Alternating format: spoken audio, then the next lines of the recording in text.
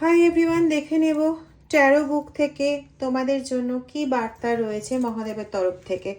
Please stay positive, তাহলে positive এনার্জিটাই আমরা বেশি কালেক্ট করতে পারবো। ওম নমঃ শিবায়, ওম নমঃ শিবায়, ওম নমঃ শিবায়। দেখি কি বার্তা বেরোয় তোমাদের জন্য। মেবি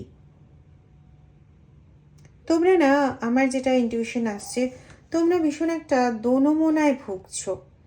মানে দোনমোনায় ভুগছো মানে যেখানে তোমরা কোনোভাবেই না কোনো একটা কাজের ব্যাপারে বুঝতে পারছো যে এটা হয়তো পজিটিভ হবে, কিন্তু ওই হয়তো পজিটিভ হবেটাকে তোমরা এত নেগেটিভলি টিউনড করছো নিজের মধ্যে যে সেটা পজিটিভ হওয়ার জায়গাটা অনেকটা হারিয়ে যাচ্ছে।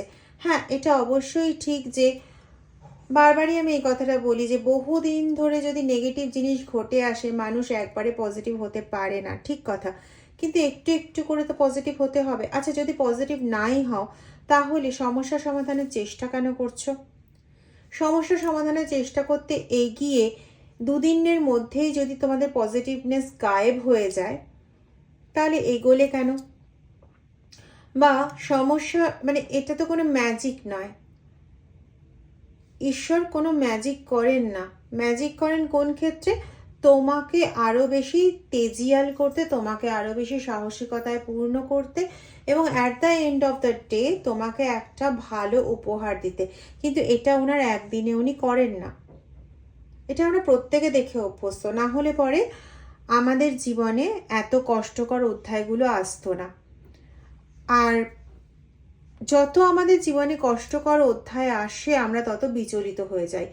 এই বিচলিত না হয়ে আমরা যাতে পরিস্থিতির সঙ্গে দাঁড়িয়ে থাকতে পারি, অভিযোজিত হতে পারি এবং সেই অনুযায়ী নিজেকে টিকিয়ে, যুদ্ধ করে টিকিয়ে যাতে আমরা আবার একটা মহীরুহ হয়ে দাঁড়াতে পারি, তার চেষ্টা কিন্তু তাই থাকে।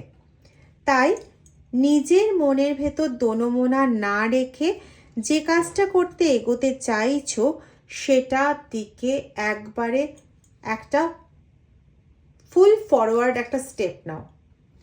সেখানে অবশ্যই সাকসেস আসবে, না হলে ওই যে মেবি মে নট বির মধ্যেই আমরা পড়ে থাকবো। সিক আউট মোর অপশন, আরও অনেক অপশন খোঁজো। একটা অপশনেই তোমাদের কাজ হচ্ছে না মানে আমি ভেঙে বসে রইলাম না। তোমার জন্য হয়তো আরও কোনো অপশন রয়েছে যেটা তুমি হদিশই করোনি। হদিশ করে দেখো, তুমি সেই অপশনটা অবশ্যই পাবে।